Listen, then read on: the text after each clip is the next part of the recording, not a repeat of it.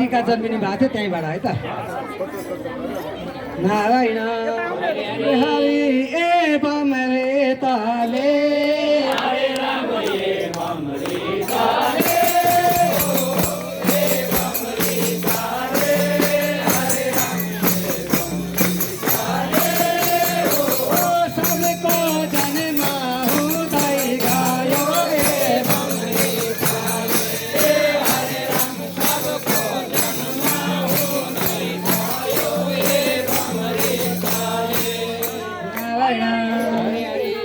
देवके भाइ ध्रुवसेन जन्मन गए वसुति उता भई जन्मे फेके तबमा भइकन बहुणे पृथ्वी तलैमा गई जन्मे उत्तम उग्रसेन भई मरु राजा प्रतापी अति प्रहलाद सात्यकी भई जन्म लिन गए थिए त उनी सरमती फेरि क्षीर समुद्र सन्तनु भए जन्मे पशु भीष्म भई देवो द्वास भएर शल्य जन्मे राजा ठुला वीर भई जन्मे धर्मजी फेर युधिष्ठिर भई वायु भए भीमता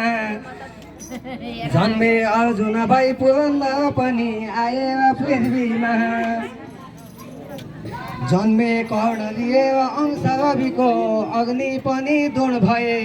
दुर्योधन करि अंश पाइ जन्मे कपि अति भई गए नारायण हरि हरि यिनकै कारणले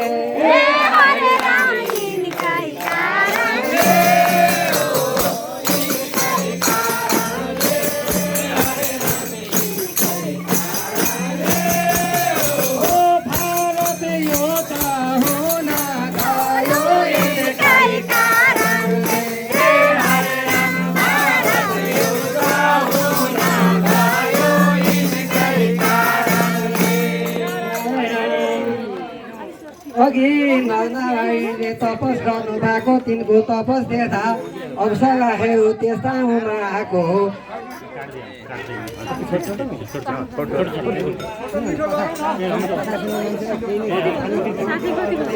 अप्सराहरू गइकन तप भङ्ग गर्ने विचार आएको त्यो बेलामा नारायणले तिनलाई भन्नु भएको अहिले हामी तपस्यामा छौँ जबको अन्तिममा म कृष्ण अवतारिन्छु त्यतिखेर तिमी सबको चित्त बुझाइदिन्छु भनेको न